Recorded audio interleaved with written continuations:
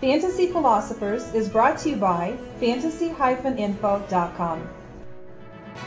If I'm not mistaken, at one point early last offseason, Cadillac Williams actually retired in his NFL career. But he came back, he was healthy, he was starting to get that knee back and right, so he made another run at playing for the Tampa Bay Buccaneers. And not only did he play with them, the start of the season, he had already won the starting job for the team, and he pretty much kept that the entire season. We thought Derek Ward and maybe Ernest Graham were going to take away a lot of touches and make this thing probably a three-headed monster, at least a two-headed running back by committee with the Tampa Bay Buccaneers, but that really didn't happen, as they didn't use Derek Ward all that much for as successful as he was with the New York Giants just the season before, which I thought was a mistake. And Ernest Graham was non-existent. This offseason, I think we can officially say if Ernest Graham is non-existent, I think he's basically not, he's not going to get the touches, and that's unfortunate because I think he's a decent little running back, but for whatever reason, they just don't seem to want to give him the kind of work again that he was getting earlier when he was getting an opportunity to be a productive player on that team. So it's really a two-man set here. They are saying that Derek Ward should be getting more touches in this offense this season, but it's going to be Cadillac's show once again as long as he's healthy. And again, he played all 16 games last year. That was the first time he did that in his career. So I'm hopeful for him that he can continue to have a healthy career. But because of those injuries, what did happen to him is he lost the explosion. I know, and I'm not saying that Cadillac is Gale Sayers. Don't get me wrong.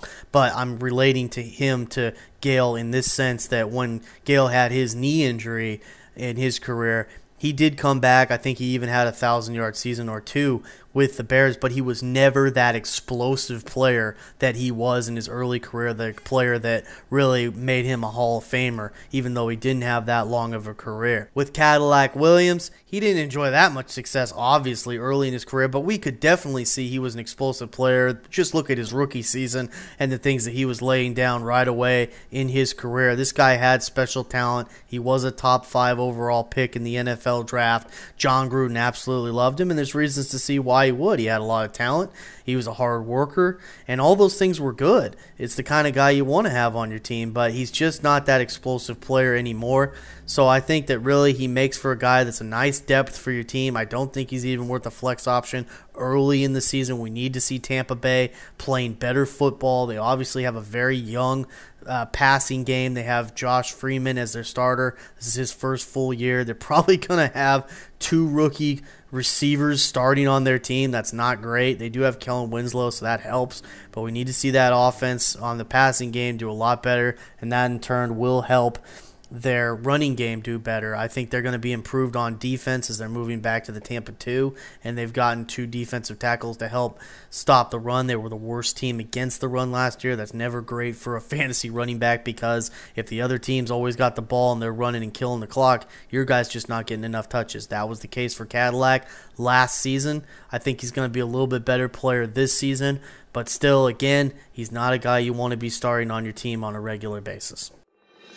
For more fantasy football information, go to fantasy-info.com and sign up for our free e-newsletter. Good luck in your 2010 Fantasy Football League. As an added bonus, the Fantasy Info guys will include their 5 secret tips for success in fantasy football.